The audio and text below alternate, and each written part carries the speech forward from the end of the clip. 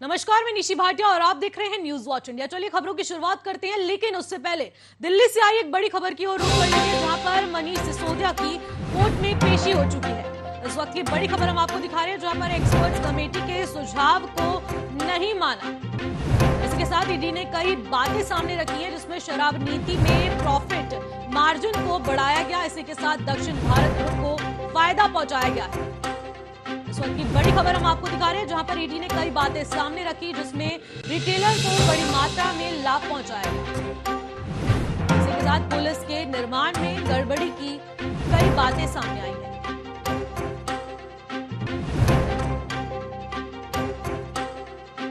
शराब नीति को लेकर अब मनीष सिसोदिया की कोर्ट में पेशी का बड़ा मामला और बड़ी खबर सामने आ रही है।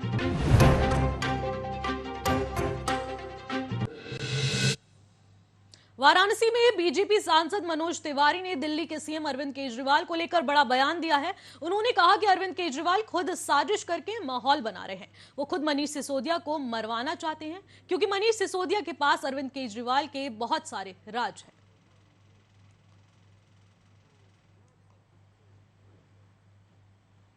इससे व्हाट्सएप चैट रिट्रीव कर लिए गए हैं। 170 मोबाइल 6 महीना में खरीदे गए हैं। 170 किसी और नाम से उपयोग किया है मनीष सिसोदिया और उनके जो क्लोज सर्किट लोग हैं, और उसमें 14 मोबाइल के व्हाट्सएप कूचने के बाद भी रिट्रीव कर लिए गए। और उसी के आधार पे आज ईडी जब मनी लॉन्ड्रिंग का पूछताछ कर रही थी, तो सीबीआई के बाद अब ईडी ने उनको गिरफ्तार कर लिया है। अब वो आज से वो ईडी के गिरफ्त में है। तो मेरा माथा ठनका कि अरविंद केजरीवाल की जेल में मनीष सिसोदिया की जान का खतरा कैसे हो सकता है। इसका मतलब ये माहौल बना के मनीष सिसोदिया को खुद मरवाना चाहते हैं अरविंद केजरीवाल, क्योंकि वो उनके राज जानते हैं। अब ये बात मैं जब से बोला हूं, आज दिन भर यही चल रहा था, तब से एक अलग वंडर मचा हुआ है। लेकिन सिंपल सी बात है, आपने देखा होगा सत्येंद्र जैन जेल में थे, अभी हैं, तो सत्येंद्र जैन के जेल के कमरे में दिन भर में 14-15 लोग आते थे, और वही सत्येंद्र जैन जो कोर्ट में बोले थे कि हमारा याददाश्त चला गया है, वो डॉक्यूमेंट डिस्कस कर रहे हैं और खूंखार अपराधी उनकी मालिश कर रहे हैं, मसाज करा रहे हैं। मतलब ये सिर्फ इसलिए संभव हुआ क्योंकि जेल उनकी है। तो हम लोगों ने उसकी आवाज उठाई कि भाई आप जेल का दुरुपयोग कैसे कर सकते हैं, और उसी जेल में मनीष सिसोदिया को खतरा कैसे हो सकता है। इट मीन्स कि देयर इज समथिंग बिग, कुछ न कुछ ऐसी साजिश है, कॉन्स्पिरेसी है, जिसमें हमने आज बोला है कि मनीष सिसोदिया को और सुरक्षा दिया जाए, वरना अरविंद केजरीवाल उनको रास्ते से हटाने के लिए, राज न निकले इसके लिए कुछ भी कर सकते। तो इसमें हमारा 9 बीता। अब शाम को बनारस आया हूं, अपने भांजे का एक सगाई थी और आपसे बात हो रही है। खबरों में आगे बढ़ेंगे, लेकिन बुलंदशहर से इस वक्त की बड़ी खबर सामने आ रही है, जहां पर योगी सरकार के 1 साल पूरे हो गए हैं। बता दें कि 1 साल पूरे होने पर जमकर थिरके विधायक। इस वक्त की बड़ी खबर हम आपको दिखा रहे हैं, जो 1 साल बेमिसाल कार्यक्रम में थिरके विधायक ने कार्यकर्ताओं को किया सम्मानित। इसी के साथ कोतवाली नगर में एक होटल में कार्यक्रम का आयोजन किया गया। बता दें कि योगी सरकार के 1 साल पूरे होने पर जमकर थिरके विधायक। इसके बाद विधायकों ने कार्यकर्ताओं को कई सम्मानित किया, और इसके साथ कोतवाली नगर में एक होटल में कार्यक्रम का आयोजन किया गया।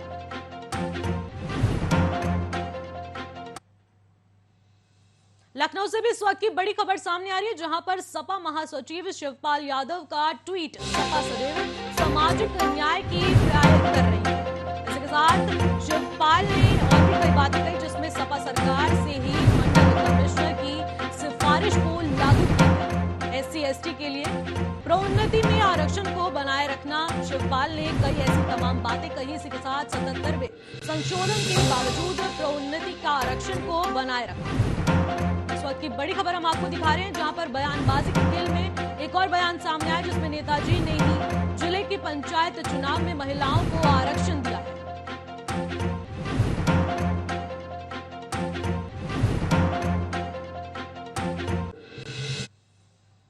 अयोध्या में कांग्रेस ने स्टेट बैंक के मुख्य कार्यालय के सामने धरना प्रदर्शन किया और केंद्र सरकार के खिलाफ जमकर नारेबाजी की। कांग्रेस के महानगर अध्यक्ष वेद कमल ने नेतृत्व में कांग्रेसी कमल और नेहरू भवन में निकालकर सिविल लाइन स्थित स्टेट बैंक के मुख्यालय पहुंचे और घेराव करते हुए स्टेट बैंक के सामने केंद्र सरकार पर अडानी ग्रुप को फायदा पहुंचाने का आरोप लगाया। इसके बाद कांग्रेस के महानगर अध्यक्ष वेद कमल ने कहा कि अडानी ग्रुप में जनता से धोखाधड़ी की जा रही है, जनता को उसका पैसा वापस किया जाए। इसी के साथ कांग्रेस का आरोप था कि अडानी ग्रुप के खिलाफ केंद्र सरकार कोई कार्रवाई नहीं कर रही है, जिस कारण कांग्रेस को सड़क पर उतरना पड़ रहा है। 13 मार्च को लखनऊ में राजभवन पर घेराव किया जाएगा।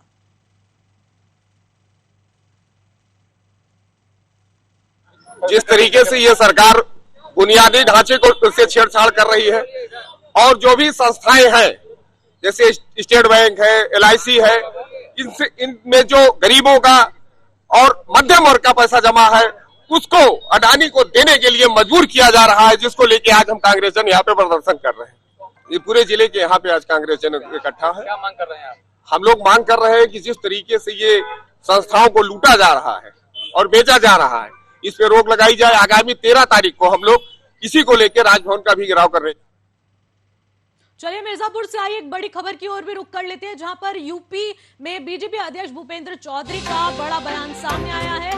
बता दें कि निकाय चुनाव अप्रैल के अंत तक होगा। इसी के साथ भूपेंद्र ने कई ऐसी बातें सामने रखी है जिसमें बढ़ती महंगाई अंतर्राष्ट्रीय मुद्दा है, यूपी में सरकार संविधान से चलेगी, ऐसी कई बातें भूपेंद्र ने सामने रखी है।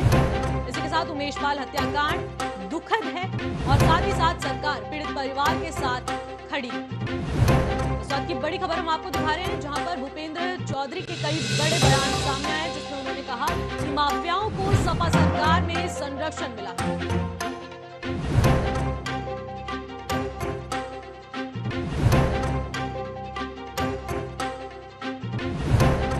यूपी में सरकार संविधान से चलेगी, कई ऐसे बयान भूपेंद्र चौधरी के सामने आए।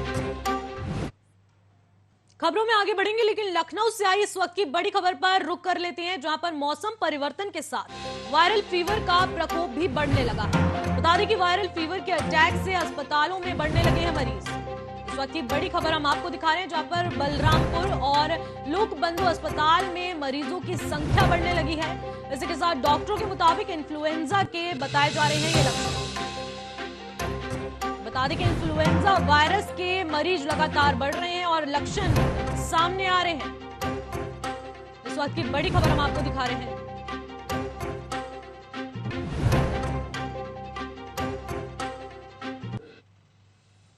प्रयागराज से आई एक और बड़ी खबर की ओर रुख कर लेते हैं, जहां पर अतीक के 2 नाबालिग बेटों से जुड़ी खबर सामने आई है। बता दें कि बाल सुधार गृह और पुलिस की आज नहीं दाखिल हुई है रिपोर्ट। इस वक्त की बड़ी खबर हम आपको दिखा रहे हैं, जो 13 मार्च को हर हालत में रिपोर्ट पेश करने का दिया गया था निर्देश, जिसके बाद अतीक की पत्नी की याचिका पर कोर्ट ने सुनवाई की। बता दें कि उमेश पाल हत्याकांड के बाद 2 नाबालिग बेटे लापता हैं, जिसके बाद कोर्ट ने पुलिस और बाल सुधार गृह से स्पष्ट रिपोर्ट तलब की।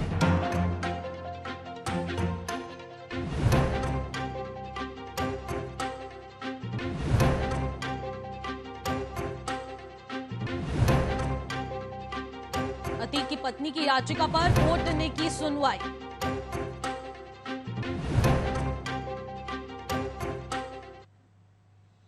चलिए खबर में आगे बढ़ते हैं, जहां देवरिया के कोतवाली थाना क्षेत्र के राम गुलाम टोला में दबंगों ने एक युवक को लाठी डंडे से जमकर पीटा।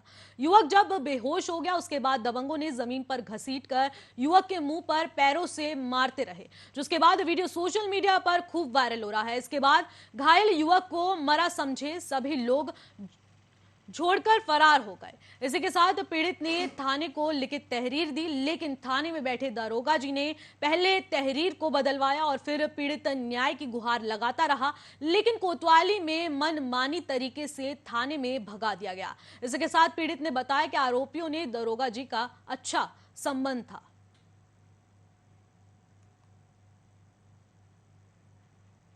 ये हम खाली अंदर गए पानी पीने के लिए प्लांट के अंदर, और उसके बाद से हम कहें कि इसका गाड़ी था जो वो टेम्पू फोड़ दिए तो लोग। हम कहा टेम्पू फोड़ रहे भाई, तू कह रहा है कि तुम कौन हो बोलने के लिए। तो अब उसके बाद हमको मार दिया, हम मार तो बेहोश हो गया, हमको मारते मारते हमको बाहर आ गया। फिर हम आए कोतवाली आए तो कहे सर देखिए ऐसा। कोतवाली हमारा एक दोस्त था, वही लेके आया हमको। वो लेके आया तो कहा कि तो लोग कहे कि पुलिस कोई कार्रवाई की? कोई कार्रवाई कोई नहीं, कुछ नहीं हुआ। क्या चाहते हैं? हम चाह रहे कार्रवाई। और मेरी वीडियो एक आदमी बना दिया, छत पर से कोई वीडियो बनाया, बहुत बुरी तरह से मार दिया हमको। दर्ज हुआ? कुछ नहीं हुआ है सर, अभी कुछ नहीं।